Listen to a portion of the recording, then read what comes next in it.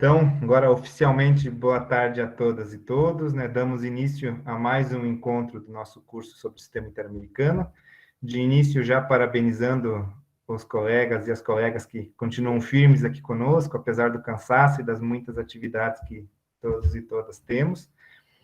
E hoje o Dr. Eduardo Cambi não pôde se fazer presente aqui no início, mas né, nós, em compensação, contamos com a participação mais que especial da doutora, da colega Amanda Ribeiro dos Santos, nossa parceira aqui da área de direitos humanos, da área da promoção da igualdade racial, e que é uma grande estudiosa, né, uma das nossas doutrinadoras aqui da área da igualdade racial, e que, portanto, né, foi escolhida para comentar conosco os estándares, os precedentes, os julgados da Corte Interamericana de Direitos Humanos e também as manifestações da Comissão Interamericana. É sempre bom ressaltar que a Comissão Interamericana também tem o seu valor, sobretudo para nós do Ministério Público, que né, temos que valorizar as instituições quase judiciais, né, os precedentes dela, assim como os precedentes do próprio Ministério Público brasileiro, são muito importantes, né, trazem diretrizes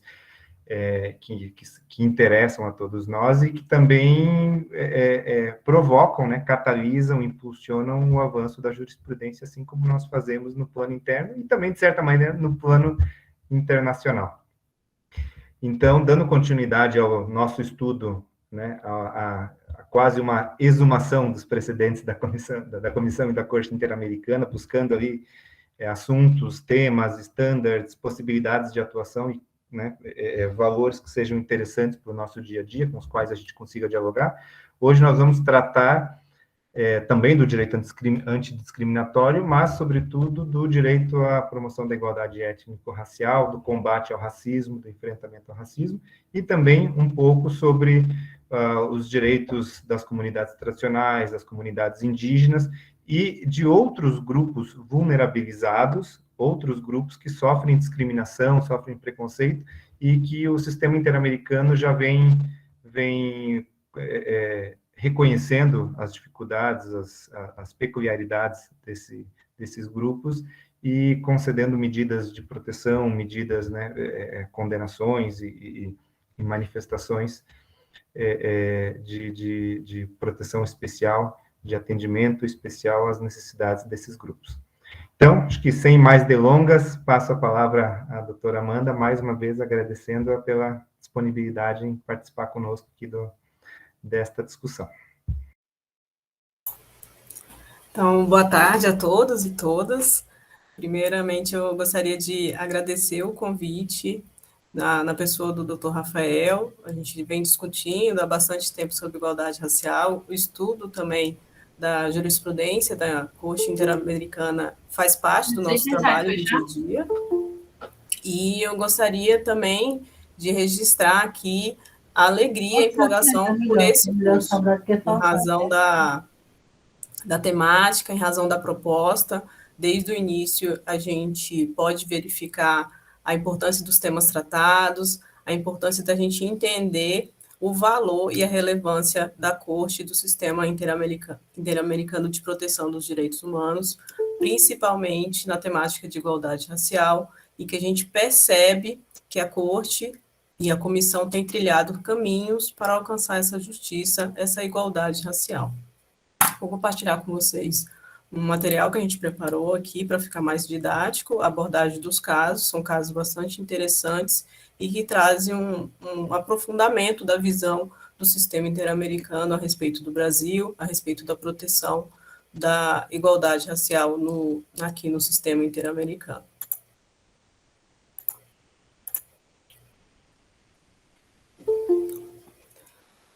Então, o que a gente percebe da análise dos casos, principalmente, é como os princípios da igualdade e da não discriminação são temas muito caros e muito relevantes à atuação tanto da Comissão como da Corte Interamericana. A gente verifica que nas manifestações, nos informes, nas publicações, como esses dois princípios são sempre abordados e como a construção da interpretação desses princípios leva à atuação da Corte em vários temas. Como roteiro de estudo, até a gente organizou aqui, junto com a Rafael, as discussões de casos interessantes que trazem várias temáticas e várias abordagens. Nós separamos, primeiramente, esses casos, da Simone Diniz, da Neuza dos Santos Nascimento e Gisele Ana Ferreira, da Fazenda Brasil Verde, na Colômbia, da Operação Gênesis, e na Argentina, a Costa Martinez e outros, e também vamos falar dos relatórios Brasil e temática racial. O Rafael vai abordar outros casos também a respeito das comunidades tradicionais e também da igualdade em relação aos indígenas. Em relação ao caso Simone Diniz, que ele foi apreciado pela Comissão Interamericana de Direitos Humanos, esse caso nós verificamos desde o início uma desigualdade no mercado de trabalho que afeta principalmente as mulheres negras. E a Corte, na análise desse caso, ela nos trouxe vários elementos que embasaram a sua visão do Brasil a respeito da temática. Na análise do caso, por exemplo, foram apreciadas questões de renda, de escolaridade, de atuação, de acesso à justiça. E, nesse caso, a comissão entendeu que houve uma violação tanto do direito à igualdade perante a lei, como a proteção judicial e as garantias judiciais. Em resumo, o que aconteceu nesse caso Simone Diniz? A Simone verificou um anúncio na Folha de São Paulo, um jornal de grande circulação, e esse anúncio constava expressamente uma vaga de emprego, e a pessoa constou, além do que ela queria, rotina, cuidado com as crianças, ela constou expressamente que deveria ser uma pessoa de pele branca. A Simone verificou esse anúncio, entrou em contato e ela recebeu essa informação, confirmou essa informação que ela não estaria apta ao emprego, ela não preencheria os requisitos para a vaga. Inconformada, ela procurou a Subcomissão do Negro da Ordem dos Advogados do Brasil, relatou o caso, acompanhada de um advogado, ela foi até a Delegacia de Crimes Raciais e registrou um boletim de ocorrência. Com base no relato da Simone, foi instaurado um inquérito policial, e pelas datas que vocês podem perceber no resumo aqui no slide, vocês analisam a rapidez que a questão foi analisada, foi submetida à análise do Ministério Público e logo depois arquivada. O inquérito policial foi instaurado em 5 de março de 1997, uma promoção de arquivamento no Ministério Público em 2 de abril de 1997, e a decisão judicial homologando esse arquivamento já foi lançada em 7 de abril de 1997. Diante desse contexto, desse evidente negativa de acesso à justiça, o caso foi submetido à Comissão de Direitos Humanos para análise.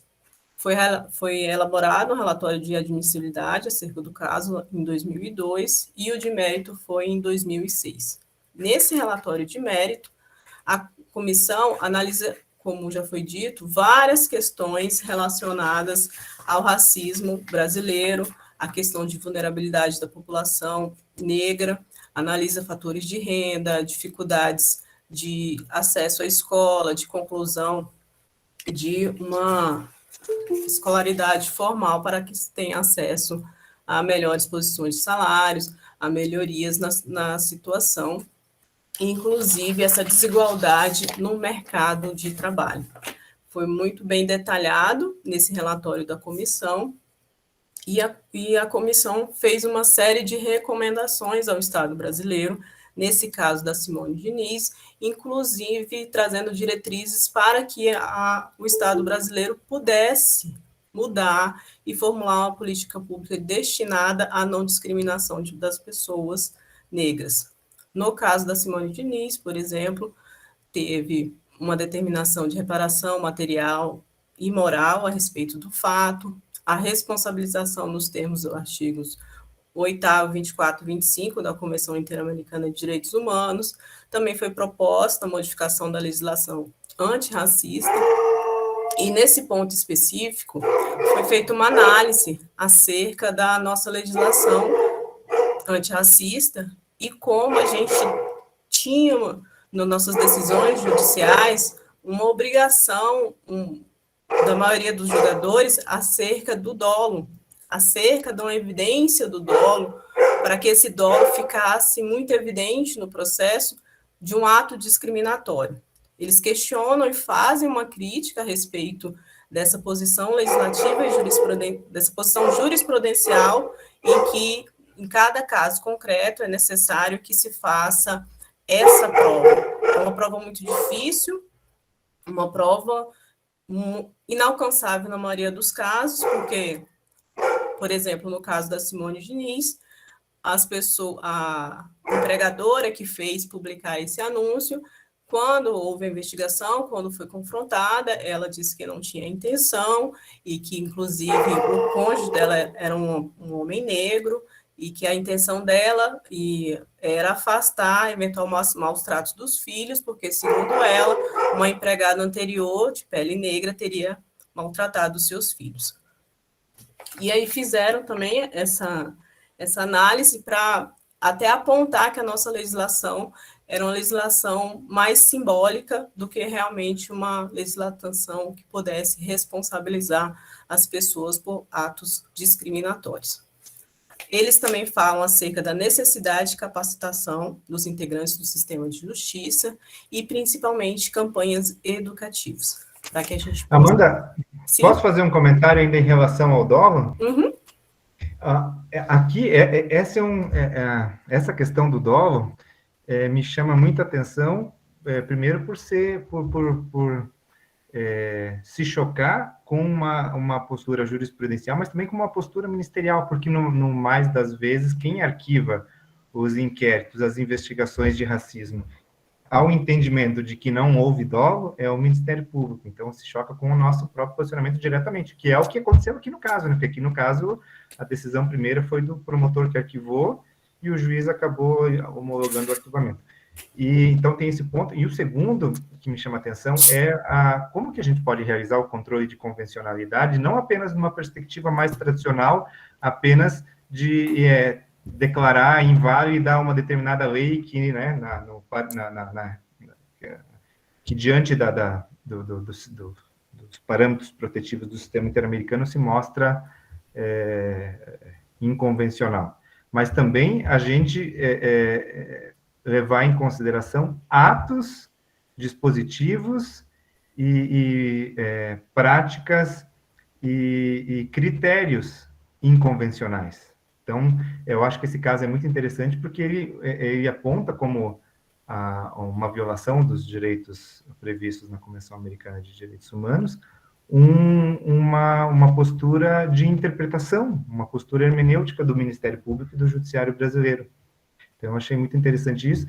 E também, até aqui eu acabei abrindo, uma das recomendações da Comissão Interamericana é de realizar modificações legislativas ou administrativas. E administrativas aqui a gente tem que ler num sentido muito amplo, necessárias para que a legislação antirracista seja efetiva, com o fim de sanar os obstáculos demonstrados, né, que é justamente a exigência de um dolo, né, de uma comprovação quase que divina do dolo. Né? Eu brinco dizendo que a interpretação que se faz muito rigorosa do artigo 20 da Lei dos Crimes Raciais, da Lei 7.716, exige quase que o sujeito tenha um carimbo na testa, que o sujeito carregue um crachá dizendo que odeia a determinada população, determinado grupo racial. E é engraçado porque, veja o racismo e a discriminação como se dá de maneira aparentemente neutra, porque muitas vezes o mesmo Ministério Público, né, e a gente tem que fazer essa meia-culpa, que faz essa exigência de um dolo muito explícito, né, absolutamente revelado, nos casos em que a população negra é vítima, é o mesmo Ministério Público que nos casos, né, envolvendo crimes de drogas, a partir das circunstâncias ali, dos indícios, reconhece que o sujeito tinha o dolo facilmente reconhece que o sujeito tinha o dolo de traficar e não o dolo do consumo, né, de drogas. O mesmo argumento que é utilizado para afastar o dolo no caso dos crimes raciais não é aceito, muitas vezes até pelos mesmos agentes nos crimes, né, da lei de drogas. Eu tenho um cônjuge que é negro, eu tenho um amigo, veja, eu tive... Se uma pessoa que foi pega com droga diz, olha, eu também trabalhei, eu não sou traficante, olha aí, 6 meses eu tinha carteira de trabalho, olha... Muitas vezes esses elementos não são suficientes para afastar o dolo, né? Se leva em consideração. Então, assim, eu acho que nem lá nem cá, nem o direito penal do amigo, nem o direito penal do inimigo, mas o direito penal do cidadão. Que eu acho que é importante que a gente tenha cuidado ao fazer essa análise. E é até interessante que eu já li alguns debates a respeito sobre a necessidade ou não de se alterar o tipo penal do artigo 20, e tem muita gente que defende que, na verdade, o que tem que se alterar é a postura, é a mentalidade do intérprete na hora de aplicar. Não é necessário mudar o tipo para dispensar o dolo, também fica uma coisa meio...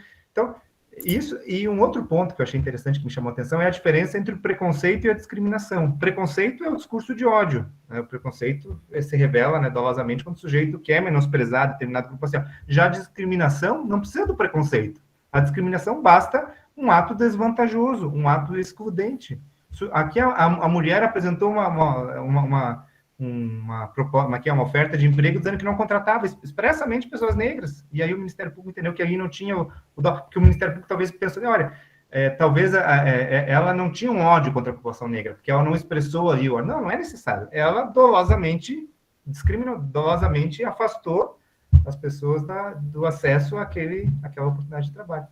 Então, acho que é muito interessante, porque essas medidas, né, administrativas podem ser lidas como uma mudança de uma postura hermenêutica. Né? Então, é um recado diretamente para nós, né, que nos cabe. Sim. E até para a gente entender essa questão da nossa legislação antirracista, o contexto histórico de cada legislação sempre tem uma tentativa de sufocamento do debate. A lei, por exemplo, a lei Afonso Arinos, ela foi pensada em razão de um episódio que o Estado brasileiro passou uma vergonha internacional, uma bailarina que foi barrada no hotel aqui no Estado brasileiro, e eles fizeram essa discussão dessa lei justamente para abafar essa discussão e até impedir que grupos se manifestassem já com receio de um contexto racial, de um contexto internacional que fazia essa discussão da igualdade racial, do embate racial. Sempre o nosso contexto é nesse caminho de abafar realmente um aprofundamento e um enfrentamento da questão.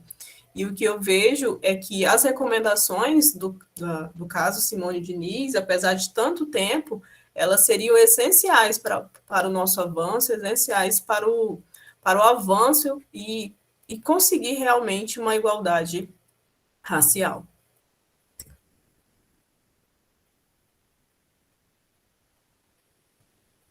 E dentro dessa temática, um caso que também passou pela comissão e foi recentemente apresentado à corte, porque o caso Simone Diniz ele não foi apresentado à corte, inclusive na sua fundamentação consta a fundamentação disso por causa do ato e também do arquivamento e da decisão foram anteriores à data em que o Brasil aceitou a competência contenciosa da corte. O caso Simone Diniz não foi submetido à corte. Mas o caso Neuza e Gisele, esse caso sim foi submetido recentemente à corte e é um caso bem parecido, só que ele é um pouco mais dissimulado no dia a dia. O que aconteceu nesse caso Neuza e Gisele? Elas estavam desempregadas, procurando um emprego e se apresentaram no processo seletivo de uma empresa de plano de saúde. Nessa empresa, quando elas, mulheres negras, se apresentaram para concorrer, foi dito que não havia mais vagas. E elas foram no período da manhã. Ocorre que no período vespertino, no mesmo dia, uma outra pessoa, uma mulher branca, compareceu, passou por todo o processo seletivo, inclusive foi admitida. Elas tomaram conhecimento dessa situação, registraram um boletim de ocorrência, e o Ministério Público ofereceu denúncia. Nesse caso, o Ministério Público ofereceu denúncia. Em primeira instância, a pessoa responsável foi absolvida, mas no tribunal, e isso demorou bastante, até foi apreciado pela comissão, que o trâmite judicial desse caso demorou bastante, a remessa do recurso, foi reconhecido a responsabilidade. No primeiro acordo, eles reconheceram a prescrição, e aí teve recurso questionando que não era caso de prescrição, que era imprescritível, crime de racismo, quando o tribunal reconheceu realmente que não era um caso de prescrição. A pessoa foi condenada, mas a comissão entendeu que até o presente momento não foi oferecido um tratamento adequado ao caso, em razão da demora, em razão de não execução, inclusive, dessa sentença. O caso, ele foi apresentado só em dezembro de 2003, foi apresentado em dezembro de 2003, o relatório só saiu em outubro de 2006, e no relatório de mérito constou também várias recomendações e recomendações, inclusive, similares ao caso Simone Diniz, que a gente percebe essa construção da comissão de responsabilização do Estado brasileiro, uma responsabilização que está ali atrelada aos artigos, principalmente aos artigos 1º e 24 da Convenção, que é a reparação integral, uma reparação pelos danos materiais e imateriais em relação ao fato ocorrido, e eles destacam realmente a questão que ela transcende uma relação entre particulares, é um ato, um acontecimento em decorrência de uma omissão do Estado brasileiro, e a realização também de campanha nacional. A comissão ela sempre fala isso, de campanhas nacionais de conscientização contra a discriminação racial, ou seja, eles debatem muito que esse tema precisa de aprofundamento no Estado brasileiro, precisa que a gente realmente faça, como nós estamos fazendo aqui hoje, um debate sincero, um debate ético a respeito dessa necessária justiça racial. O sistema interamericano, a proteção dos direitos humanos, ela enseja necessariamente que nós tenhamos uma atuação em prol da não discriminação. E também eles abordam muito a questão, inclusive isso foi alertado nas aulas anteriores, a questão da diligência, da investigação diligente e devida da maioria dos casos, que o Estado brasileiro apresenta uma imensa dificuldade. Nós que atuamos no sistema de justiça, na parte da investigação, sabemos disso, como nossos sistemas, nossos ciclos de investigação, eles têm uma dificuldade extrema para a análise dos casos, principalmente esses casos que exigem um olhar multidisciplinar, interseccional, a respeito das múltiplas violações, e a comissão ela sempre aborda essa questão, que nós precisamos fazer uma investigação diligente e entender que os casos que envolvem grave violação de direitos humanos, o Estado ele precisa se adequar para oferecer uma resposta adequada. E também trata da questão do prazo razoável, que a maioria dos casos não tem uma solução num prazo razoável, o sistema de justiça brasileiro não consegue oferecer essa resposta num prazo razoável. E, mais uma vez, nesse caso, é dita acerca da necessidade de marcos legislativos e políticas públicas antirracistas. Mais uma vez, a comissão fala para o Estado brasileiro que precisa mudar, aperfeiçoar e, inclusive, aplicar nossa legislação. E como o Rafael comentou, a gente tem uma legislação já protetiva, que a gente precisa que essa legislação protetiva seja efetivamente aplicada em prol da proteção dos direitos humanos. E aí, Amanda, sim, posso fazer uma observação em relação a esses dois casos, né? Até eu cheguei a brincar que esse caso Neuza dos Santos é o caso Simone Diniz possível. É o caso Simone Diniz, entre aspas, que deu certo porque pôde avançar para a corte.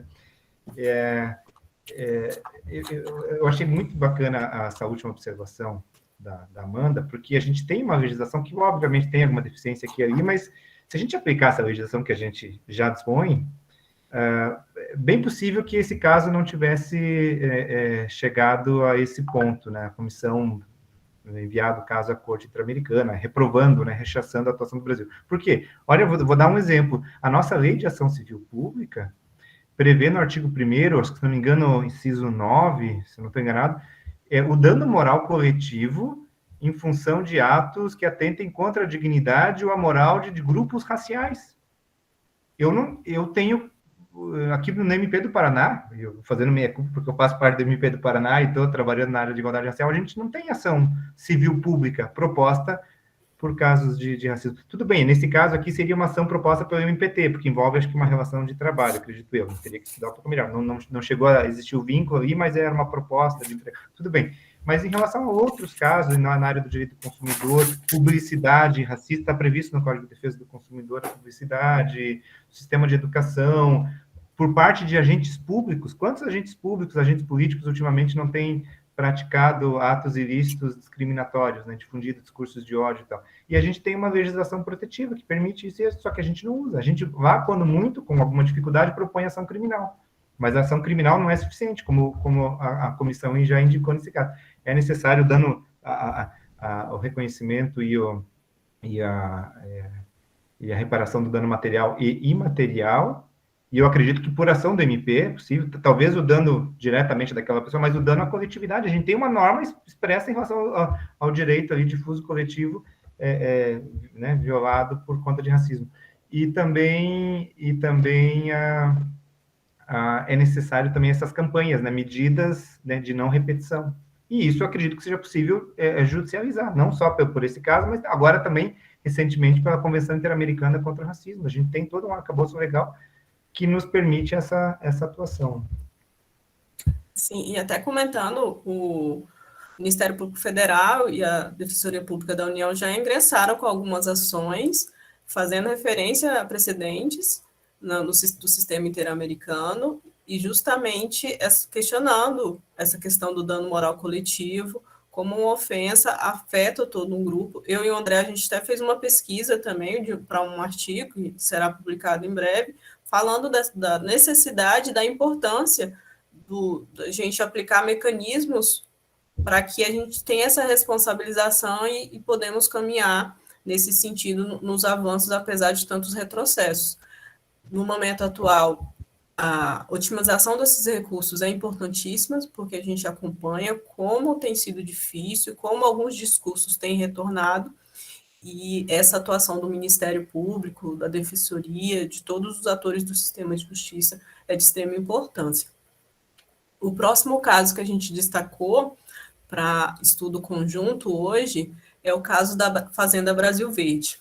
É um caso, eu lendo a sentença da corte, me deixou extremamente sensibilizada, porque a primeira referência de trabalho escravo nessa fazenda foi realizada ali no fim dos anos 90, e esses trabalhadores passaram, apesar de várias denúncias, passaram vários anos até que o caso fosse efetivamente ali tratado pelas autoridades competentes. Ele foi apreciado pela corte, pela comissão. A comissão realizou uma série de recomendações ao Estado brasileiro. Em razão do não cumprimento, ele foi submetido à corte. Em resumo, a Fazenda Brasil Verde ela foi reconhecida como cenário de trabalho escravo, atingiu em sua maioria homens afrodescendentes de 15 e 40 anos de idade e de origem pobre. O caso ele foi apresentado em 98, foram aprovados relatórios de admissibilidade de mérito e depois foi submetida à corte. É a primeira condenação do Brasil acerca da temática trabalho escravo. Antes desse caso, o Brasil fez uma solução amistosa a respeito do tema, mas em relação à condenação na temática foi o primeiro. E a corte aborda sobre a discriminação estrutural em razão da situação econômica. Nesse caso, os trabalhadores eles eram submetidos a situações de extrema desumanidade, eles eram recrutados nas regiões mais vulneráveis ali, próximo ao município, e lá eles permaneciam sem acesso à água potável, sem acesso à moradia, tudo que era consumido na fazenda, eles pagavam um preço muito elevado, ou seja, eles nunca conseguiriam quitar a dívida para sair, eram constantemente ameaçados, submetidos a jornadas diárias de mais de 12 horas de trabalho, eles ficavam doentes, também não tinham assistência médica, quando algum precisava de um medicamento ou requisitava algum medicamento, isso era cobrado, e era cobrado um valor muito acima do previsto. Então, a maioria, eles ficavam envolvidos em dívidas impagáveis e não conseguiam sair dessa situação de escravidão e dessa situação aí de extrema violação de direitos humanos. As primeiras denúncias da Fazenda, até a Polícia Federal foi até o local, verificou, mas não fez nenhum procedimento. A Corte até faz uma crítica a respeito desse procedimento da Polícia Federal à época, porque não foi um procedimento regular, diligente, para verificar se realmente as denúncias de trabalho escravo, se elas tinham fundamento. E decorreram vários anos até que o Brasil tomasse uma medida adequada. Por isso, uma das causas da responsabilização do Estado brasileiro, porque notou-se ali uma omissão das suas autoridades para que essas pessoas pudessem ser protegidas. E aí, diante de toda a omissão, o Estado brasileiro ele foi responsável, e a Corte fala expressamente, pela violação do direito a não ser submetido à escravidão e tráfico de pessoas, porque as pessoas eram recrutadas de outros locais, e nesse deslocamento, elas inclusive eram colocadas em situações subhumanas de transporte, às vezes em algum vagão com outros animais. A humilhação do trabalhador já começava ali no início, antes de chegar na fazenda. Se eles tinham que permanecer num hotel até chegar na fazenda, essa diária do hotel era cobrada e era um valor muito acima do praticado. Então, eles já chegavam na fazenda extremamente endividados, contrariando todas as promessas que eram oferecidas. Muitos iam até a fazenda, se submetia ao trabalho por uma proposta, e essa proposta ela não era cumprida. E muitos trabalhadores eram menores de idade. Inclusive, a Corte também faz essa crítica, que o Estado brasileiro também não fez uma proteção do direito da criança e do adolescente, uma grave violação. E eles também fazem a responsabilização em razão também da violação das garantias judiciais e ausência também de uma investigação diligente. A comissão e a Corte sempre fazem essa crítica, essa reflexão a respeito dos casos que são submetidos e não há essa atuação diligente das autoridades responsáveis. Inclusive, nesse caso, um dos denunciantes conseguiu fugir e, depois de muita dificuldade, chegando a um local de denúncia, não foi atendido porque era feriado, era carnaval. E aí pediu para voltar daqui a 2 dias, apesar de uma grave denúncia de violação de direitos humanos, que seria a escravidão, e isso a Corte apontou também que não poderia ter acontecido. Esse precedente, ele é muito importante, porque ele nos traz o conceito moderno de escravidão, como a gente deve avaliar o que é escravidão na modernidade.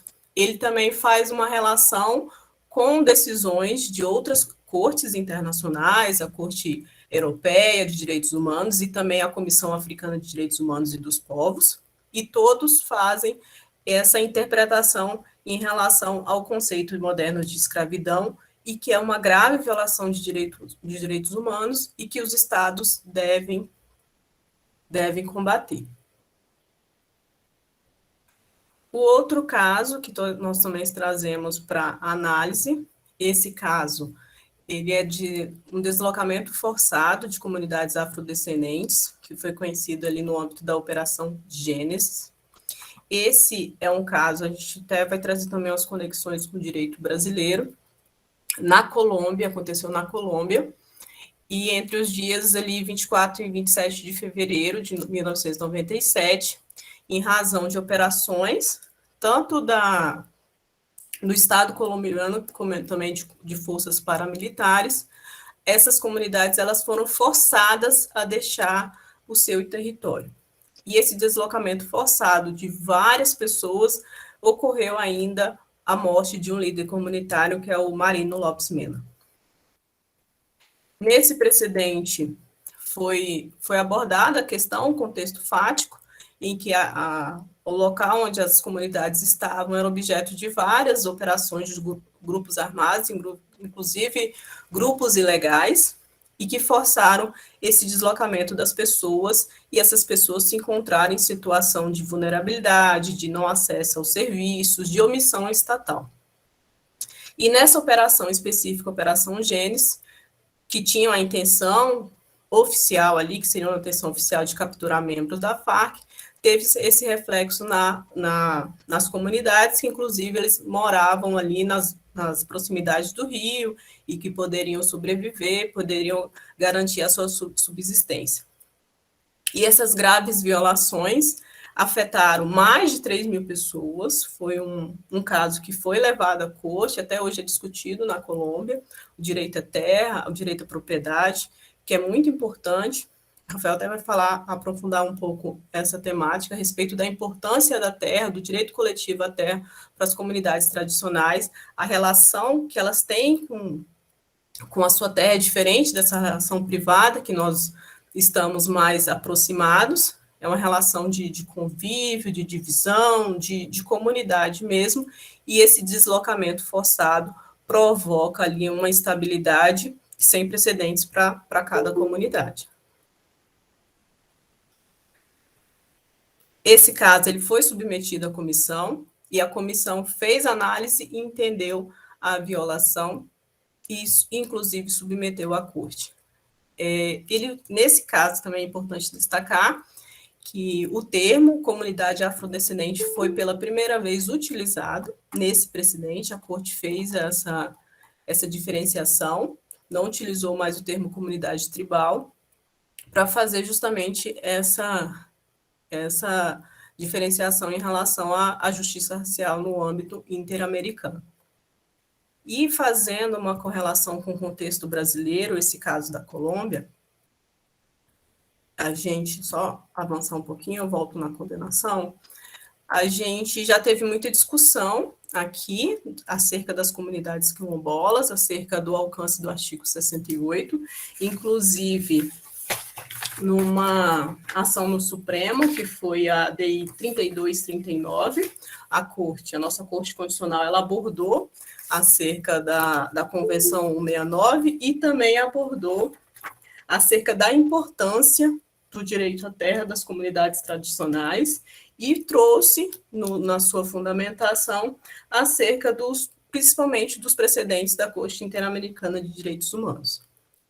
E apesar de todo esse contexto, de toda essa proteção jurídica, de tudo isso que nós temos, tanto a proteção interamericana como a proteção constitucional, eu trouxe um exemplo de caso que até é recente, e foi um caso que na pandemia trouxe vários questionamentos, que é justamente a comunidade de Alcântara, no Maranhão, e que o governo brasileiro tem atuado para que haja um deslocamento dessa comunidade, em razão de considerar uma área estratégica para pesquisa e desenvolvimento. Foi, inclusive, publicado um ato para que fosse cumprido. Esse ato só não foi cumprido porque foi ajuizado uma ação popular, e nessa ação popular o juiz ele impediu esse deslocamento das pessoas, e ele questiona, inclusive, a ausência de uma consulta qualificada das comunidades nos termos da Convenção da OIT.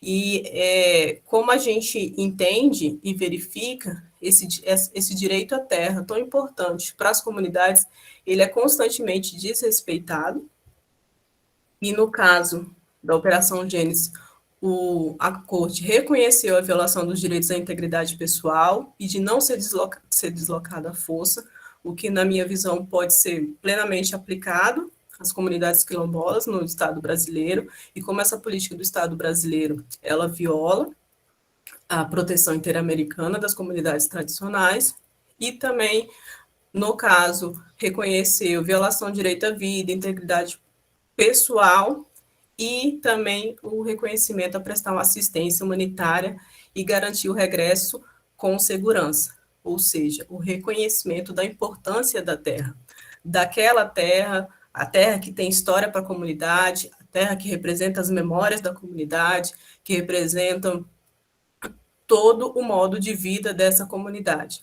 Não é simplesmente deslocar, colocar em outro local e que vai ficar tudo bem. Não, é uma violação de direitos humanos. Amanda, posso fazer uma... Ou acho que você vai terminar ainda essas Não, observações esse aqui é iniciais, do né? contexto, eu fiz a relação com os casos. Porque algo que me ocorreu é o seguinte, todos os demais grupos sociais que, de alguma maneira, se encontram em situação de vulnerabilidade, pegaram carona, de alguma maneira, na luta, na doutrina da igualdade racial e na luta da população negra. É muito interessante, tem até um livro que acabou de ser traduzido para o português, bem legal, que é a Teoria Crítica da Raça, de uns professores norte-americanos.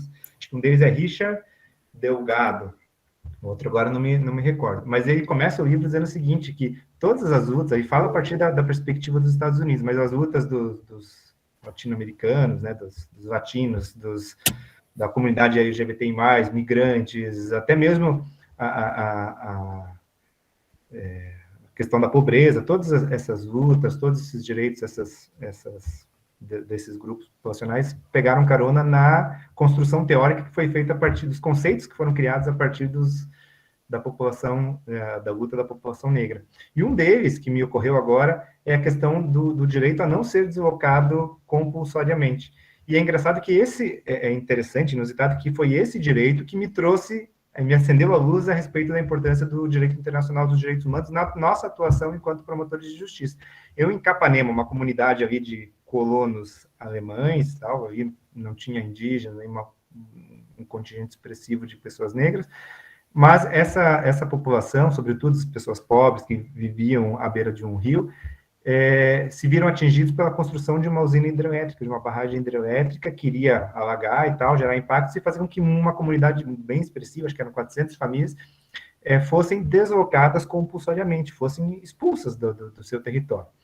E o direito brasileiro, a única resposta que dava era a da lei de desapropriação, lá de, acho que 1935 e tal, reconhecendo que somente aos proprietários, lá o decreto do 30 ou de 40 e tal, somente aos proprietários afetados pelo empreendimento caberia o direito à indenização, o direito, né, à indenização, ao pagamento de uma indenização a ser calculado de acordo com o valor venal, ali, o valor de venda do imóvel. Todas as demais pessoas afetadas, os poceiros, os ocupantes, aquela comunidade que estava há um tempão ali, não teria direito nenhum. Então, veja que até teve um embate interessante, porque sobretudo os procuradores de Estado diziam que não, que ali não tinha nada de deslocamento forçado, que lá não era uma questão de direitos humanos. Mas a interpretação que eu fiz, considero correta até hoje, é de que sim, porque era toda uma comunidade, um grupo que estava sendo obrigada, né, todo um grupo estava sendo obrigado a se deslocar. Caso esse grupo não atendesse esse chamado, obviamente, em último caso, a polícia militar, sei lá, as forças de segurança iriam agir ali para retirar aquelas pessoas.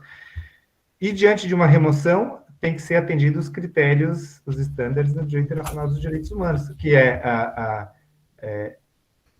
que se busque um reassentamento coletivo, não basta dar dinheiro para aquelas pessoas, que se busque indenizações e compensações as mais amplas possíveis, que se busque preservar a configuração, o arranjo social daquela comunidade. Então, assim, que tenha essa oitiva prévia e tudo mais.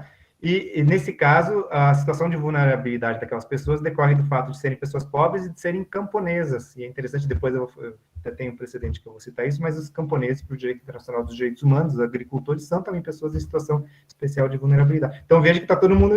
Por isso que é tão interessante, acho que a gente estudar por primeiro essa teoria crítica da raça, os conceitos, porque a gente consegue utilizar isso e expandir para muitas outras áreas, né? É bem interessante isso. E a consulta, né?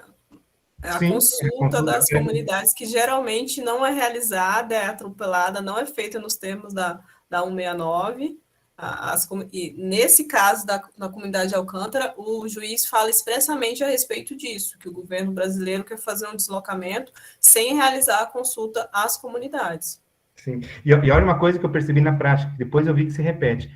A consulta é muito importante por consagrar, cristalizar o direito de uma participação coletiva, porque coletivamente aquelas pessoas ficam mais fortes.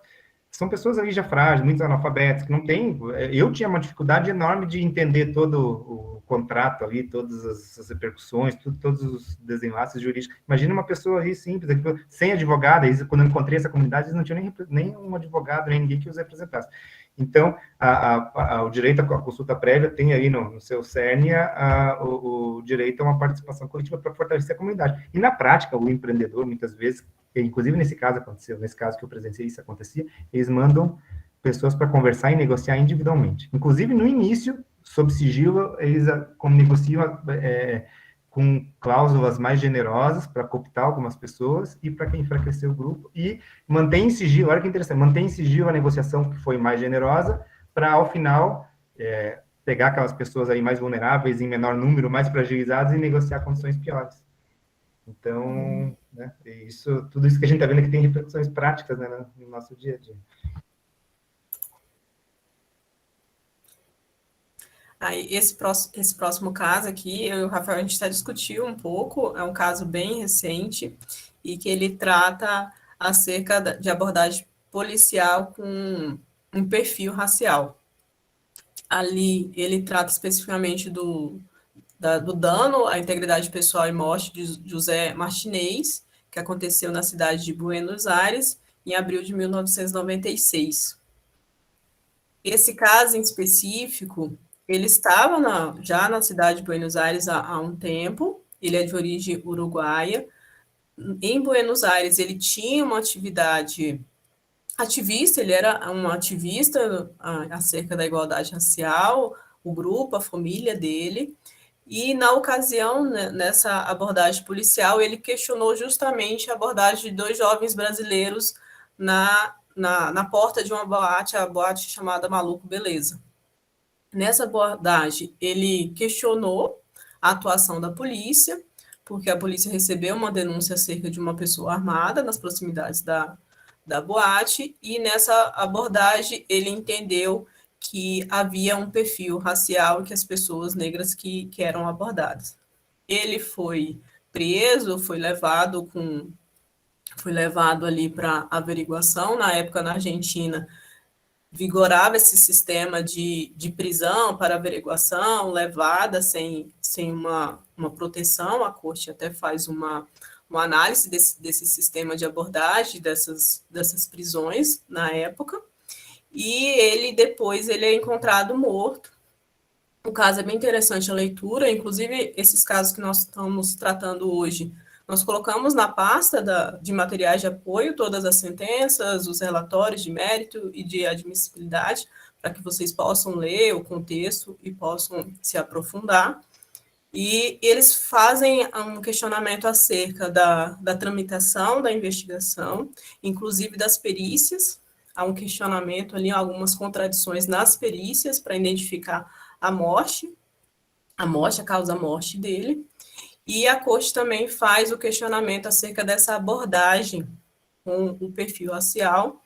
Na Argentina, há uma crítica acerca do racismo da Argentina, inclusive na época desse caso, o presidente falou que essa questão de afrodescendente é uma questão brasileira, que na Argentina não teriam pessoas negras, não era um problema da Argentina, e eles trataram muito dessa questão das abordagens da polícia, como as abordagens da polícia eram direcionadas para as minorias raciais, e muitas vezes sem uma fundamentação, sem uma adequação.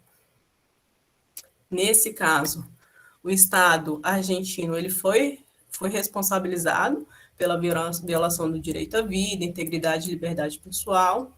Ele também foi condenado a promover uma investigação diligente. A Corte sempre fala isso nesses casos, das contradições, das falhas, das omissões, para enfrentar realmente o contexto de violência policial por racismo e discriminação, e fala também da capacitação de agentes, implementação de ouvidorias e pagamentos de indenização.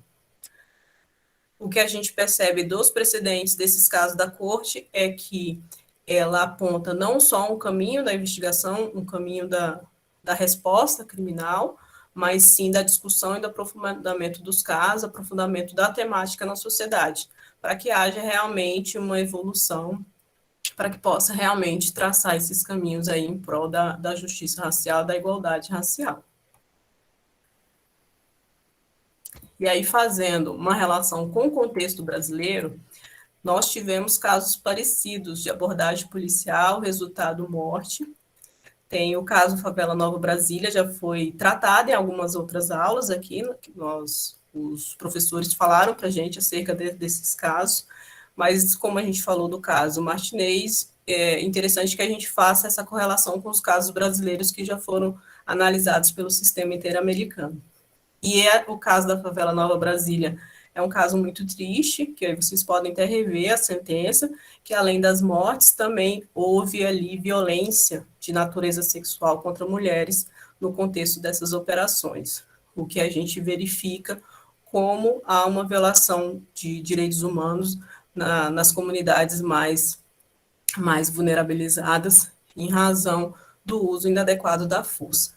O Estado também foi responsabilizado nesse caso da Favela Nova Brasília, e também tem um outro caso que se assemelha a esse brasileiro, que é o Wallace de Almeida. É um rapaz, um jovem negro, ele inclusive era soldado do Exército, estava retornando para casa quando iniciou-se uma operação no morro em que ele morava. Ele estava muito próximo de casa, tanto que a pessoa que estava com ele conseguiu chegar em casa antes do início da operação. Ele foi atingido, as pessoas falaram a respeito que ele era soldado do Exército, ainda tentaram ali, pensaram se iam socorrer ou não, ele foi socorrido, mas infelizmente não resistiu.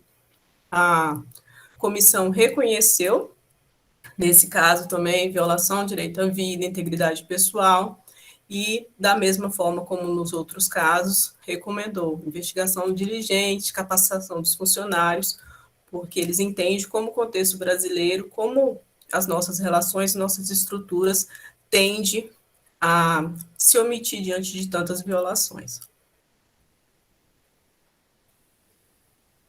E a gente, analisando esses casos da corte, eu trouxe, até para a gente fazer essa crítica, essa análise, acerca dos dados que foram publicados pelo Anuário Brasileiro de Segurança Pública, e aqui eles nos mostram como as vítimas de intervenção policial são, em sua maioria, pessoas negras, 79,1%. Isso é o anuário que foi apresentado. Ele também traz aqui acerca dos crimes, das ocorrências, e é interessante também que eles trazem outros dados acerca da faixa etária, ou seja, nós temos perdido nossos jovens para a violência, para as intervenções policiais inadequadas sem uma capacitação. E outro dado muito interessante, que as próprias forças policiais sofrem mais quando os seus integrantes são pessoas negras. Aqui tem um gráfico de raça, cor, dos policiais vítimas de confrontos, e eles são os que sofrem mais, conforme os dados do anuário. Tudo isso a gente entende e precisa aprofundar para saber quais são as medidas que juntos nós podemos construir a respeito disso. Amanda, posso fazer alguns comentários aí sobre esse caso? O que me chamou muito a atenção ao ver esse caso Acosta Martins foi qual seria o tratamento dado a essa questão se fosse submetida ao judiciário brasileiro. Me parece que não é preciso um exercício imaginativo muito forte para que a gente chegue à conclusão de que eu acho que a atuação do Brasil seria muito, mas muito parecida com a da Argentina. Porque, tal como aconteceu nos casos, no caso Simone Diniz, e como acontece em muitos casos, talvez nós aí, enquanto promotores, tenhamos condição de saber recitar aqui outros casos, essa atuação racista de perfilamento racial, não sei se existe a palavra perfilamento, mas a corte usa, né, essa atuação com um perfil racial, né, tipo, dando um tratamento desvantajoso a determinadas pessoas por conta da raça, quando isso é feito de maneira tácita, é muito difícil disso ser interpretado como racismo. E exatamente o que aconteceu. E, foi uma atuação muito parecida com a do caso João Alberto, que ganhou aquela, que eu acho que teve uma interpretação muito mais contundente, mais forte do sistema de justiça por conta da repercussão, mas muitos outros acontecem e sempre se busca uma motivação técnica, uma motivação outra para justificar aquela atitude. Por exemplo, nesse caso argentino, a justificativa que foi acolhida pelo sistema de justiça da Argentina foi de que eles tinham cometido crime de embriaguez, se não me engano, né? Ou não sei se desacato, acharam um crime aí de menor potencial ofensivo, de prova mais difusa e tal, assim, mais difícil de... Fica mais comprovado pela palavra dos policiais para justificar a atuação ali, né, repressiva, fugindo à questão racial. E eu achei muito interessante a mecânica, como a argumentação que a corte lançou sobre esse caso, que é, primeiro, utilizando o contexto, olha, a Argentina é um estado racista, existe um racismo estrutural, um racismo sistemático, tal, tem tais dados, isso aqui, então existe. Então, existe uma presunção, de certa maneira, de que a pessoa negra na Argentina vai ser tratada de maneira desvantajosa. E, em segundo lugar, naquele caso, existia uma boate ali, não sei, uma casa de show, não lembro exatamente qual era o local, cheia de pessoas, e existiam 2 ou 3 pessoas negras. Por coincidência, a polícia foi contundente, efetuou a prisão, fez a revista e tal, agiu de maneira muito rigorosa, apenas com essas 3 pessoas. Quando a notícia do crime, né, de que acho que tinha um roubo, alguma coisa assim, que isso... É uma pessoa armada. Assim, era uma pessoa... E não foram encontrados com arma, não tinha nada que tornasse aquelas pessoas mais suspeitas do que as demais que estavam ali, a não ser o cartão de visitas da fenótipo, né? E até essa questão do estado de embriaguez dele foi questionada, porque pela quantidade que foi encontrado no corpo, trouxe dúvidas se ele estaria acordado quando das agressões. E até isso, como a perícia foi, da forma como a perícia foi realizada, não conseguiram atestar realmente o estado de embriaguez, da minha visão, um estado de embriaguez no momento ali da abordagem policial, porque a perícia foi justamente nesse sentido. Foi realizada uma perícia mais independente quando o corpo estava no outro estado, no Uruguai, não foi isso? Sim, porque sim. Na Argentina... Na Argentina, a perícia não foi feita de maneira... Também foi racista, né? Foi discriminatória. Então, assim, eu acho que teve uma linha de interpretação indutiva e dedutiva. Ó, tem esse contexto, nesse caso, tem essa circunstância, tem essa circunstância, portanto, apesar de os policiais não declararem, não de maneira manifesta, não terem dito que abordaram aquelas pessoas, prenderam, né, e mataram aquelas pessoas por conta da raça, não existe outra explicação possível, né? Tem a explicação sociológica, a explicação das circunstâncias dos indígenas, não existe outra explicação. O móvel, né, a razão daquela conduta, a diferenciação foi essa. E no caso aí do Carrefour, do homicídio aí do João Alberto, isso, acredito que a linha de raciocínio foi exatamente a mesma, porém, no dia a dia não é o que acontece. Por exemplo, né, o caso em que eu me manifestei, ocorrido aqui em Curitiba, uma mulher negra com a sua mãe, as 2 negras, super bem vestidas, de classe média alta, estavam numa loja chique, né, de Curitiba, e aí, de uma hora para outra, chega um segurança aos berros e manda ela abrir a bolsa para ser revistada e tal, ou porque ela foi mexendo no brinco. Essa é uma conduta, e aí quando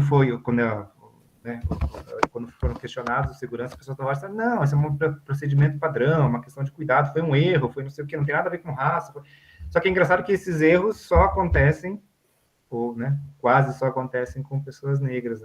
Então, tem esse fator sociológico e o fator dos indícios que, somados, permitem a conclusão segura de que aquele ato de racismo. Então, eu acho que é muito interessante a gente usar esse precedente para, de duas uma, né, reconhecer o dolo, talvez seja uma interpretação aí já muito evolutiva, muito forte, ou pelo menos reconhecer o ilícito que seja por culpa, no mínimo, para gerar os danos morais e gerar a obrigação de adotar essas medidas de reparação, de não repetição, capacitação, cursos, aí dando uma... Então, pelo menos isso, a gente, né, não quer entender que tem o dolo, eu acredito que é possível ser classificado. Do mesmo jeito que a gente encontra o dolo do sujeito que está traficando, sem que ele diga, ó, estou traficante, estou com a droga para vender. A gente avalia as circunstâncias e verifica. Acredito que seja possível também. Mas, então, eu acho que foi um passo adiante, assim, muito interessante, que nesse caso trabalha com crime contra a vida, mas serve para outros tratamentos desvantajosos, né? Outros tratamentos discriminatórios.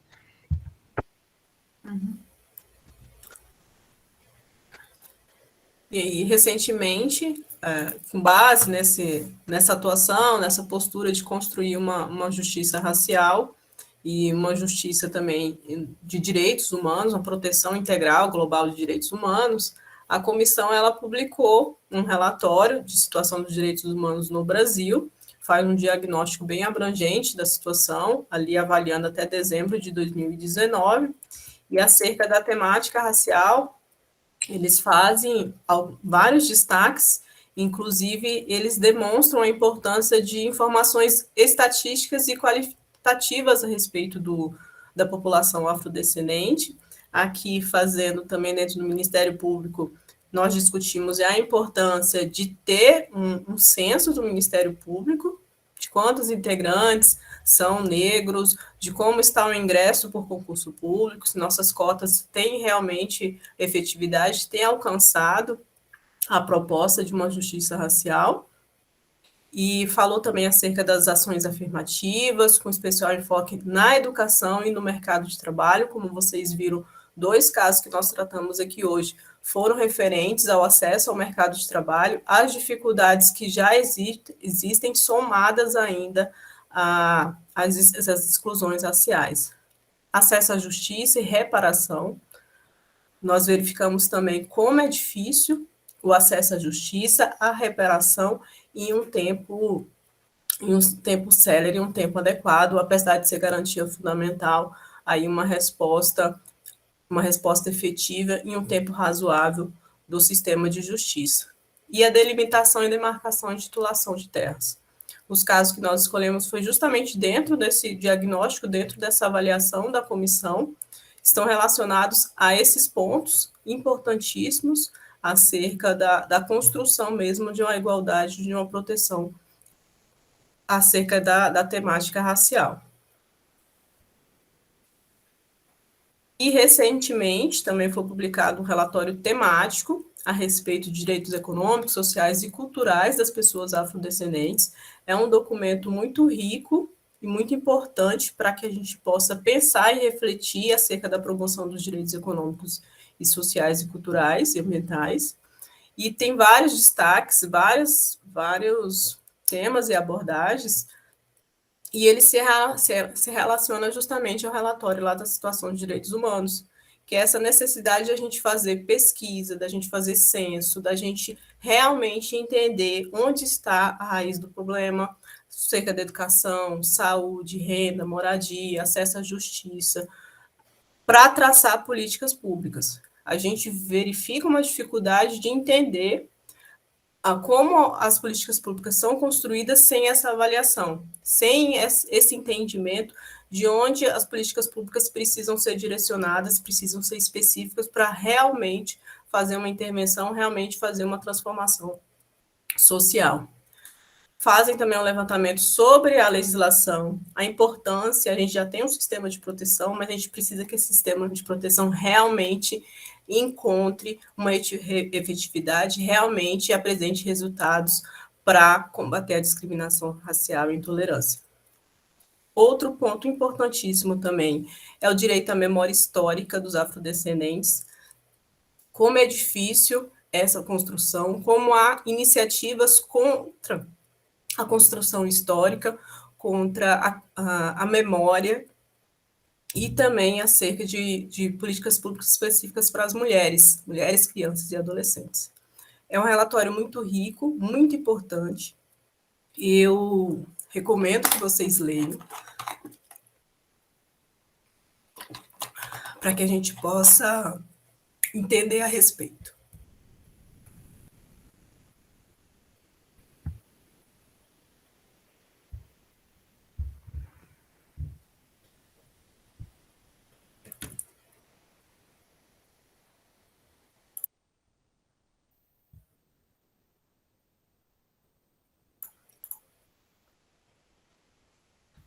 Aqui só. Aí tem só as referências aqui, algumas referências que a gente utilizou. E uma mensagem da Carolina Maria de Jesus que eu trouxe para reflexão.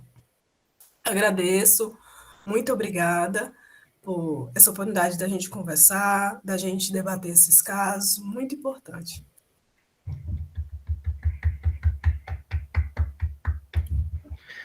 Grande Amanda, que aula bacana, que contextualização importante, bem feita, né, que você nos trouxe. Tem algumas perguntas, alguns comentários, não sei se a gente se reveza aí, Amanda, lendo, o que você acha? Antes Pode ser, Rafael, a de eu gente fazer a minha... conversou junto, né, Não, acerca dos temas. tá, vamos ver aqui, ó. A Eliana Volcato Nunes falou, essa obrigação de capacitação dos integrantes do sistema de justiça como o MP cumpre esta recomendação. Olha, eu posso falar que em relação ao MP do Paraná, pelo NUPIAR, nós estamos nos esforçando para cumprir, mas ainda de maneira tímida e insuficiente. Eu acho que tem que se tornar algo permanente, né, cada vez mais uma política permanente nos cursos de capacitação, né, abordagem aprofundada, não basta também uma abordagem apenas formal, apenas, né, rápida ali para dizer que foi feito sobre esses temas, mas uma abordagem crítica, aprofundada e com um tempo proporcional. Né? E isso, além disso, os eventos. Além disso, eu acho que essa questão do combate ao racismo, combate à discriminação em geral, como eu disse, todos os grupos vulnerabilizados pegam carona aí na teoria crítica da raça. Eu acho que todos esses temas têm que ter o seu espaço apropriado, mas eles também têm que fazer parte da agenda de todas as áreas do MP, sei lá, até mesmo o combate à corrupção, a gente podia até buscar dados sobre como que a população negra tem sido sancionada nos casos de improbidade administrativa. Será que há alguma diferença considerável? Sei lá, a gente em relação à pobreza, em relação a, né, gênero. Então, acho que a nossa obrigação em relação à capacitação é ter os espaços próprios, mas fazer com que esses temas todos, né, penetrem toda a nossa atividade. Não sei se a Amanda quer ver o próximo ali do Lucas.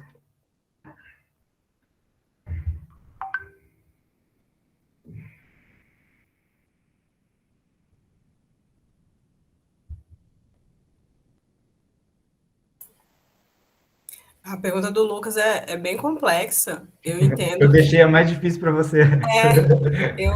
analisando o caso, é bem difícil a gente enquadrar juridicamente no conceito previsto lá pelo Tribunal Penal de genocídio. Somente que nesse caso, a recomendação, a condenação é justamente para o retorno, para que eles possam retornar, para que o Estado possa fazer com que eles tenham assegurado o seu direito coletivo à terra. Mas pensando assim num caso concreto, a depender da situação de um deslocamento forçado, que essa sociedade, esse vínculo coletivo, essa forma de viver coletiva, seja totalmente exterminada e que não tenha uma continuidade dessa memória, a continuidade desse modo de viver, é uma discussão bem interessante e complexa para o enquadramento do conceito nos termos, nos limites jurídicos que a gente tem ali pelo Tribunal Penal Internacional.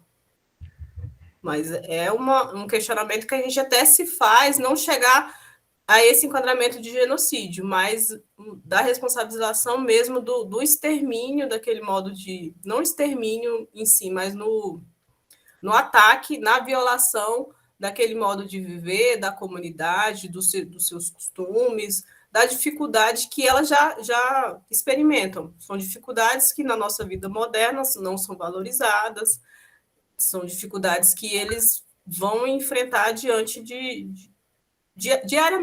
Diariamente vão enfrentar, geralmente vai ter um interesse acima desse modo de viver, acima da sua dignidade como pessoa humana. Sempre vai existir um interesse além, como a gente viu e discutiu aí na comunidade de Alcântara. O Estado brasileiro quer ampliar a base, já fez acordo nesse sentido, já se movimenta nesse sentido, e a comunidade, várias pessoas que se realocam em outro local, não enxergam a importância desse direito coletivo à terra, dessa relação que eles têm com a terra. Mas é uma discussão que a gente pode avaliar e, às vezes, até traçar parâmetros para demonstrar a gravidade do que não é respeitar o direito à terra das comunidades tradicionais, das comunidades quilombolas, nesse sentido. Eu acho, assim, em relação ao genocídio é um pouco mais difícil, porque o tipo penal ali é bem mais restrito. Talvez como crime contra a humanidade, né? O crime contra a humanidade, acredito eu que tenha tipos penais um pouco mais abertos, outras condutas. Mas, de qualquer maneira, porque nos interessa, né, enquanto membros do Ministério Público, internamente, a gente tem outros tipos penais, porque, né, primeiro, a Corte Interamericana não julga pessoas, julga só estados, então a Corte Interamericana não tem essa função criminal, ela, no máximo, vai determinar a reabertura de uma investigação, do processo correto, de maneira adequada, com tempo célere, de maneira eficaz, e, se for o caso, que sejam sancionadas pessoas, mas ela nunca vai substituir. O Tribunal Penal Internacional, sim, é um tribunal de pessoas, um tribunal criminal. Só que ele, em função do princípio da subsidiariedade, da complementaridade, só vai intervir em casos extremos, quando a Justiça Nacional, né, se mostrou absolutamente ineficaz né, e os recursos não foram idôneos.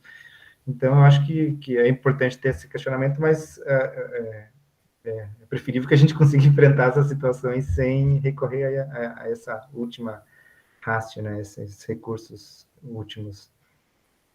Mas é interessante a gente olhar aí, pelo menos, como uma finalidade para fins argumentativos, né, nas nossas peças. A Aparecida Sueli Barbosa, né, nossa queridíssima amiga e competente assessora, disse aqui que, em regra, eu não... na minha bolsa, nem mesmo para pegar o celular. Não, acredito que ela tenha, não mexo na minha bolsa quando estou dentro de estabelecimentos comerciais, porque a abordagem de segurança é quase certa. Essa é a nossa realidade. Ou seja, não é brincadeira, é algo, né, sistemático, generalizado, que causa, no mínimo, dano moral, né, à dignidade e dano à honra e à dignidade de determinados grupos raciais. Então, a gente não pode ser indiferente, continuar indiferente a isso, como a gente vem se portando até agora. E geralmente são seguranças negros que reproduzem esse comportamento de desconfiar de outra pessoa negra. E como é preciso a gente aprofundar o debate, fazer essa capacitação, as campanhas do governo, fazer umas campanhas a respeito nas escolas, dentro do Ministério Público, aqui, pelo menos no Paraná. E eu me senti muito acolhida nessa questão da temática desde o início, desde os primeiros dias de atuação, tanto no curso da formação, já fui convidada para falar em curso de formação a respeito de atuações voltadas à igualdade racial, eu e o André. Na questão da discussão na Câmara, a gente foi convidado também pelo Núcleo, então, dentro do Ministério Público do Paraná, nós entendemos que há esse espaço para discutir, o que a gente precisa é amplificar e fazer com que a gente realmente tenha essa mudança de chave, essa mudança de mentalidade. E, Aparecida, eu tenho até uma aversão a usar bolsa. Eu acho que é desse passado aí de desconfiança. Geralmente eu ando em shopping, mercado, essas coisas, eu não uso bolsa, para não ter essa dificuldade diária e também para não passar por nenhum tipo de constrangimento. Realmente é uma proteção que só as pessoas negras vão conhecer aí desde a infância, infelizmente.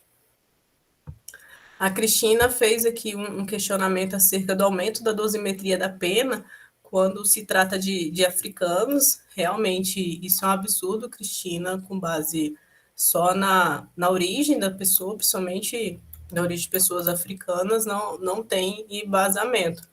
São casos que o próprio Ministério Público poderia, inclusive, questionar por meio de recurso essa fundamentação e fazer essa referência e trazer os precedentes da corte para que tenha essa fundamentação dentro da discussão do caso. Lendo essa observação super importante feita pela nossa colega Cristina, nossa especialista em drogas aí, eu acho que é importante a gente ter essa postura individual e tal, né, de buscar afastar o racismo no caso concreto. Só que, assim, eu acho que questões sociológicas complexas em casos individuais, se elas não forem transformadas numa questão estrutural, é muito difícil de a gente tratar. Porque a gente vai chegar nesse caso, o juiz, na verdade, ele foi mais rigoroso, porque ele é rigoroso. Então, é uma questão técnica e tal, o sujeito é traficante, não tem nada de racismo, eu só estou sendo rigoroso. Então, individualmente, é muito difícil. Por isso que eu acho que é tão importante ter estudos como esse que a Cristina nos trouxe, porque isso nos revela a questão estrutural. Tudo bem, se a gente tem uma dificuldade de tratar daquele caso concreto, um estudo desse sério, tal, é uma prova, na minha visão, assim, fidedigna, quase que cabal, de que existe uma situação estrutural ali de racismo. que tem que ser enfrentada por uma medida estrutural, e que pode também gerar um dano moral coletivo. Esse é o tipo de situação que acredito que pode gerar um dano moral coletivo. Então, acho que a gente tem que ser mais criativo, mais ousado para usar os nossos mecanismos, aí, a ação civil pública e tal, para fazer enfrentamentos estruturais, né, diante de casos como esse.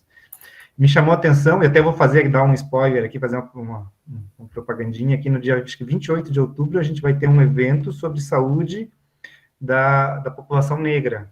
Vai ter uma live, inclusive com uma pesquisadora, Juliana, aqui de Curitiba, que fez uma pesquisa empírica, entrevistando, ela trata de várias questões, mas assim, é um negócio tão violento, que ela fez entrevistas com um número razoável de mulheres grávidas, agora no período da pandemia, em Curitiba, e por meio dessas entrevistas ela descobriu que o dobro de mulheres brancas tiveram acesso a acompanhante durante o parto. Então, acho que eram 60% das mulheres brancas, até um número baixo também, mas só 30% de mulheres negras. E a situação se agravou ao extremo quando ela estava diante de mulheres aí, haitianas, acho que africanas, migrantes aí, em situação de pobreza. Então, veja que aí entra na prática uma questão da discriminação múltipla, né, da interseccionalidade. Então, essa é uma situação que é muito difícil a gente verificar no caso concreto, porque se a gente está, o caso dessa mulher, por que ela não teve? Aqui foi um desentendimento, foi uma situação aí, um programa de comunicação e tal. É muito difícil a gente... Agora, com uma pesquisa assim, global e tal, acho que a gente tem um subsídio maior para exigir que sejam tomadas medidas para enfrentar esse problema, né? Que os funcionários ali, os servidores todos, primeiro, deem conta do racismo, que portam involuntariamente, reconheçam os estereótipos, reconheçam como os estereótipos prejudicam a sua atuação, né, funcional, e é interessante que a corte fala, isso não é coisa da minha cabeça, a corte fala isso em vários precedentes, inclusive no sistema de justiça, nas perícias, dizem que a necessária imparcialidade de todos os atores do sistema de justiça é quebrada quando os estereótipos são reproduzidos. Então, acho que bem bacana aqui a observação feita pela Cristina. Temos alguma notícia do caso Tatiane da Silva Santos, denunciada à Comissão Interamericana de Direitos Humanos? Eu não conheço, não sei. Esse caso, eu acredito que não saiu ainda relatório de admissibilidade, mas eu posso verificar e depois o Rafael fala na próxima aula. A gente tem uma dificuldade muito grande, porque a comissão não é lá tão transparente. Até eu escrevi um artigo criticando a Comissão Interamericana de Direitos Humanos, que em razão dos parcos recursos, na época que eu estive lá, em 2017, o orçamento dela era de 5 milhões de dólares. Então, imagina, o Ministério Público de toda a América, de todas as Américas, ter 5 milhões de dólares. Até em alguma das aulas teve essa crítica, né, fazendo um comparativo com o orçamento da STF, como o orçamento deles é reduzido. Então, acaba que fica uma estrutura feita quase para não funcionar, né? Aí, acho que a Daniela Vasconcelos faz uma observação, né? Os membros interessam no seu tema, né? Esse é um problema que a Corte Interamericana, em vários precedentes, e aqui a gente não tem tempo para comentar todos, mas eu quero adiantar que a gente do Centro de Apoio de Direitos Humanos está fazendo um resumo de mais ou menos 5 páginas, com o extrato, o essencial ali dos casos desde 2019, de todos os casos da Corte Interamericana, e os standards principais, assim, o que de principal a gente extraiu. A gente talvez até faça um livro sobre isso, mas a gente vai passar para o pessoal do curso aí até o final. Vamos fazer esse esforço. Então, estou falando isso porque uma das medidas adotadas em diversos casos agora recentes determina que essa capacitação, esse curso, tal, seja feito em todas as esferas, com todas as pessoas, que seja um item obrigatório, para não ficar apenas, né, uma pregação para convertido, que não adianta, às vezes, muita coisa. Não sei se tem mais... Acho que a Diana fez um outro comentário aqui. Sobre a obrigação de uma capacitação mínima como os infratores de trânsito. Acho que é uma boa, sim, daria para... Não sei se a Amanda quer ler aqui, acho que a Valéria nos trouxe também uma observação. É para você, Rafael. Rafael, na área de probidade administrativa. Probidade administrativa, civil, 2011, 2015, nas câmaras 4ª e 5ª do TJ, não pude saber a respeito dos julgamentos em relação aos erros afrodescendentes. Contudo, posso dizer que, para os agentes políticos menos poderosos, o rigor existia, sendo totalmente diferente quando tratávamos de réus políticos mais poderosos. Questão aqui bem... Eu acho que a gente já está chegando próximo, então eu vou trazer algumas observações, depois acho que a gente vê mais alguns comentários. Tá? A fala super inspiradora da Amanda gerou aí muitos comentários bacanas. A minha fala aqui, para a gente não passar, né, em branco em relação aos povos e comunidades indígenas, né, eu gostaria de falar aqui brevemente sobre um precedente bem interessante sobre o caso das comunidades indígenas, né, membros da Associação Laka Ronat. Eu não sei se a pronúncia é bem essa, eu vi uns videozinhos aí do pessoal dos julgamentos da Corte Interamericana, e esse era a Laka Ronat, Nuestra Tierra versus Argentina. Esse caso envolve a avaliação de acho que 130 comunidades indígenas do norte da Argentina, que fazem fronteira com outros países, e que têm o seu território tradicional reconhecido. Esses povos são povos tradicionais, foram reconhecidos pela Argentina, porém, apesar desse reconhecimento, né, de que são da identidade indígena, esses povos não tiveram seu território devidamente identificado, delimitado, demarcado, e mais do que isso, eu achei muito interessante que a Corte vai além, efetivamente protegido. Aí ela, né, diz que as obrigações surgidas a partir da Convenção Americana de Direitos Humanos não se limitam apenas à criação de dispositivos legais, de instrumentos legais. Isso é pouco. É necessário, né, não basta reconhecer juridicamente determinados direitos, é necessário dar condições fáticas ao exercício desse direito. No caso, a propriedade comunitária. E aqui é interessante que o artigo 21 da Convenção Americana de Direitos Humanos, lá, né, pensado e criado em 1969, numa época já muito mais tradicional e que não se pensava nesses direitos mais inclusivos, ali foi disposto o direito à propriedade, né, o direito tradicional à propriedade, o velho direito liberal. E esse direito não foi pesado para todas as pessoas, menos para as comunidades indígenas e para pensar a propriedade comunal, a propriedade comunitária. Porém, a Corte, nessa interpretação evolutiva, dinâmica, viva, e também com base no princípio pró persona, eu sei que o professor André de Carvalho Ramos fez uma crítica bem contundente ao pró persona, mas eu tenho que confessar a vocês que eu sou apaixonado pelo princípio pró persona. E eu não acho que ele é um mero truísmo, eu acho que ele tem uma função muito importante. Obviamente, ele não nos resolve o choque de direitos. A tensão entre direitos fundamentais ele não resolve. Não serve para resolver o conflito entre o direito A e o direito B. Isso tem que ser feito pela proporcionalidade, com base numa argumentação ali, exaustiva, tal. A gente não pode achar uma fórmula mágica para escapar dessa argumentação, desse enfrentamento, e escolher, de maneira arbitrária, um direito. Não.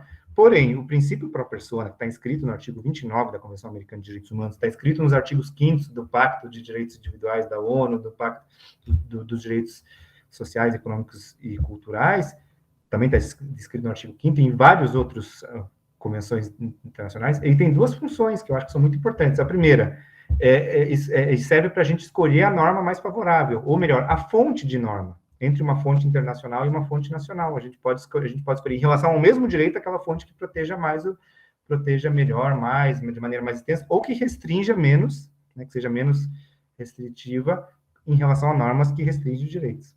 Então, não substitui a proporcionalidade, mas tem essa primeira função. E tem uma segunda função muito bacana, que é a de uma função hermenêutica, que é, dentre as possibilidades tradicionais de interpretação, a gramatical, a teleológica, a histórica, a sistemática, todos aqueles métodos de interpretação tradicionais, a gente pode escolher o método que melhor proteja a pessoa humana. Então, é um vetor bem legal para a gente sempre, como disse o Ferraioli, a gente adotar o princípio pró débeis, acho que ele fala, né? Sempre a favor daquele que é mais vulnerável e tal. Então, acho que é uma interpretação muito... E aqui, nesse caso, eu estou falando isso para dizer que a Corte Interamericana foi além de consagrar o direito ao território, de consagrar evolutivamente o direito à propriedade, como o direito à propriedade coletiva, né, dos povos tradicionais, povos indígenas, ela também foi inovadora, porque ela reconheceu pela primeira vez, e isso a Corte já tinha feito em vários julgados desde 2009, inclusive no caso brasileiro, a comunidade indígena Chucuru versus Brasil, né, reconheceu o direito ao território. Só que nesse caso argentino aqui, recente, muito interessante, porque ela inovou ao reconhecer também os direitos sociais das comunidades. o direito a um meio ambiente saudável, e aqui ela reconhece o DESCA, né, a gente chama de direitos econômicos, sociais, culturais e ambientais, previstos de maneira muito, muito tímida, bem, assim, mais ou menos, daquele jeito aí que é previsto para não funcionar, no artigo 26 da Convenção Americana. Só que a Corte Interamericana, a partir do princípio pro persona, fez uma interpretação extensiva para dizer, olha, o princípio pro persona manda que a gente observe não apenas a Convenção Americana, mas que a gente se abra para outros tratados, para outras normas, para costumes internacionais que prevê, né, que tragam uma proteção mais adequada. E, portanto, diante disso tudo, existe, né, esses estandes, existe o direito a essa comunidade indígena, assim como outras comunidades, ao meio ambiente saudável, a alimentação adequada, olha que interessante, e a participação na vida cultural, o direito de acesso à água, tudo com base no artigo 26. Então, ela foi além e trouxe, assim, minúcias esses direitos, que eu acho que a gente pode emprestar aqui para lutar pelas comunidades, não apenas as indígenas, mas as comunidades, inclusive camponeses e tal. E, então, né, a partir disso, a Corte fez uma fundamentação, na minha visão, belíssima, quase que emocionante, reconhecendo as diversas vulnerabilidades. Uma delas, que eu achei inovadora, eu nunca tinha visto em outro precedente da Corte, trazendo a Declaração das Nações Unidas sobre o Direito dos Camponeses, reconhecendo, olha só, que, em geral, os camponeses, existe uma presunção de que os camponeses sofrem desproporcionalmente com a pobreza, a fome e a desnutrição. Têm ou tendem a ter, por vários fatores, dificuldades para fazer-se ouvir, ao direito de acesso à justiça, o direito de serem consultados e defender seus direitos humanos. Nomeadamente, né, principalmente para ter acesso aos tribunais, polícias, ao Ministério Público, a gente chama de procuradores e advogados. Então, a partir disso, esses, né, e ela fala dos camponeses porque várias dessas áreas indígenas estavam sendo ocupadas por camponeses, empresas, foi construída uma ponte, é uma área muito extensa, são áreas muito extensas. Então, eu achei muito interessante esse desdobramento, essa ampliação.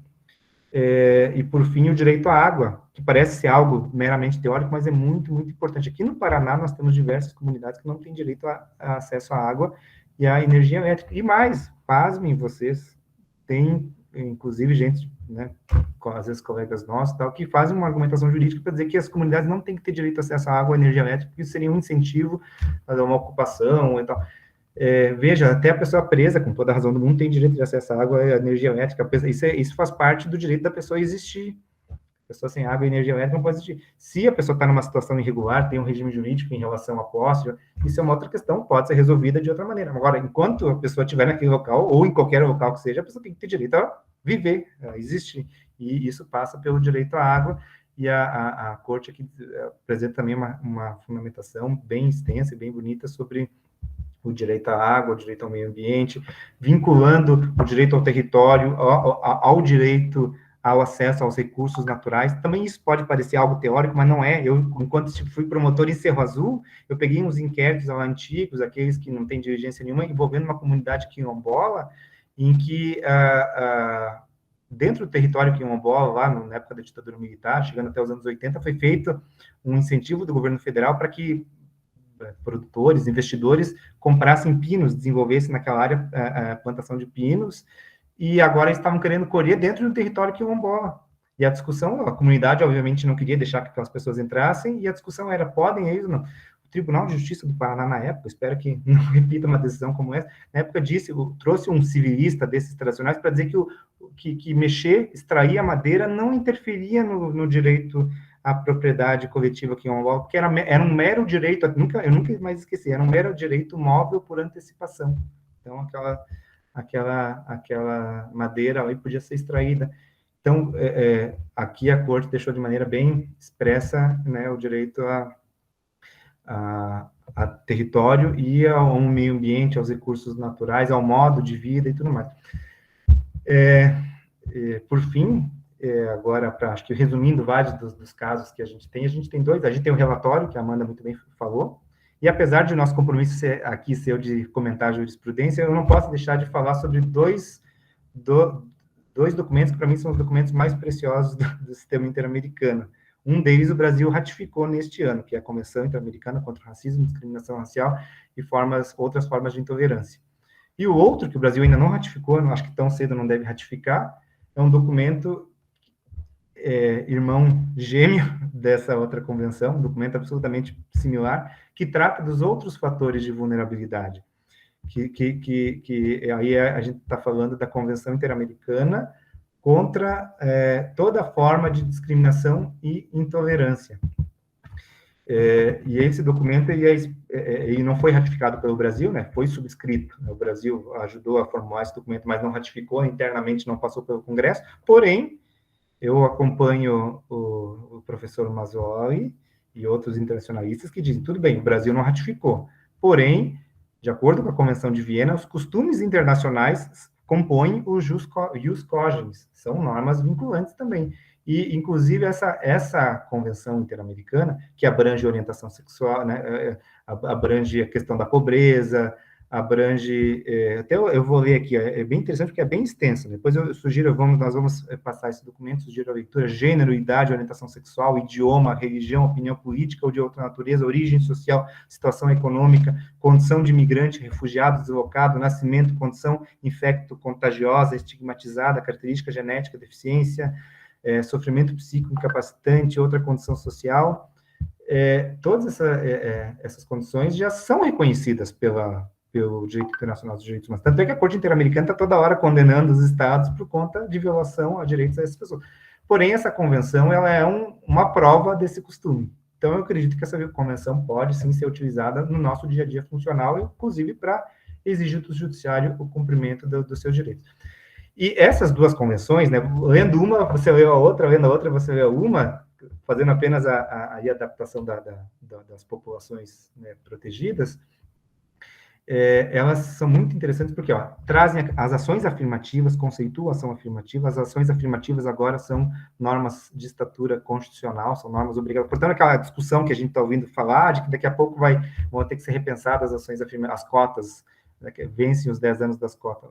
Se o Brasil resolver não repetir, não ampliar nas cotas, o Brasil estará incorrendo em inconvencionalidade. Nós, aqui do NUPIER, enviamos uma orientação para os colegas para que remetessem recomendações administrativas aos prefeitos de todos os municípios, primeiro, dizendo aos prefeitos que eles têm que aprovar uma lei de cotas, e enquanto não for aprovada a lei de cotas, eles mesmos, a partir do Estatuto da Igualdade Racial, a partir da Convenção Interamericana contra a Discriminação Racial, né, a partir dessa obrigação agora constitucional de todo o poder público brasileiro adotar ações afirmativas, eles têm o dever de instituir as cotas, mesmo que não tenha lei. Né? Fora isso, essas duas convenções trazem aí a obrigação, se não me engano, acho que no artigo 12, a obrigação, olha que interessante, vou abrir aqui, a obrigação de realizar pesquisas sobre a natureza, as causas e as manifestações do racismo, da discriminação e intolerância, em âmbito local, regional e nacional. Tem que ter pesquisas a respeito da natureza do racismo, natureza das diversas discriminações, causas e as manifestações, bem como coletar, compilar e divulgar dados sobre a situação dos grupos ou indivíduos que sejam vítimas de discriminação e intolerância. Veja que norma, isso aqui, norma expressa. Todo município tem que ter um departamento, uma área de direitos humanos para tratar desses temas. Fora isso, está conceituado ali a discriminação indireta, a discriminação múltipla. Essas normas trazem um conceito de racismo histórico muito interessante. Olha só, racismo ou discriminação, apoio público ou privado a atividades discriminatórias que promovam a intolerância, incluindo seu financiamento. Ou seja, aqui eu acho que tem diretrizes para a gente ler a lei criminal dos crimes raciais. Publicação, circulação, difusão de comunicação total de qualquer material que defenda, promova ou incite ódio, discriminação e intolerância. E olha só aqui, o último aqui, para não me estender mais. Tolere, justifique ou defenda atos que constituam ou tenham constituído genocídio ou crimes contra a humanidade. Defender, justificar atos se enquadrem no racismo e em atos de discriminação. Então, assim, temos muitas normas interessantes aí que a gente pode levar a efeito. Mas a gente já passou bastante tempo, acho que vamos encerrar por aqui. Temos o sorteio, né, Leonora? Temos o sorteio do livro da professora Ana Carolina Olsen, que acho que falou no nosso terceiro, quarto encontro. Ela tem um livro bem legal sobre a tese dela, sobre o pluralismo no sistema interamericano, pluralismo constitucional. Isso mesmo, doutor. Só escolher um número para a gente fazer o sorteio. Amanda, escolhe para a gente? Vamos de 18. Só um minuto.